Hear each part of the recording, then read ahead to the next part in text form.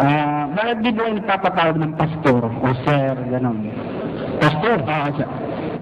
Kasi yung pastor, hindi naman tawag yun eh. Tungkulin yun eh. Kaloob na tungkulin yun eh. 4:11 na ito. At pinagkalooban niya ang mga iba na maging mga apostol, at ang mga iba'y propeta, at ang mga iba'y evangelista, at ang mga iba'y pastor at mga guro. Yung iba, evangelista, pinagkalooban niya, iba apostol, iba propeta, iba pastor, at guro. Yan lahat kaloob yun eh. Ano ba yung tawag ba yun? Hindi eh. Kasi sabi ni Kristo, huwag kayong patawag ng guro o rabo. So kapatid, yung mga kaloob na yun, hindi dapat itawag yun. Yung tungkulin yun, hindi tawag.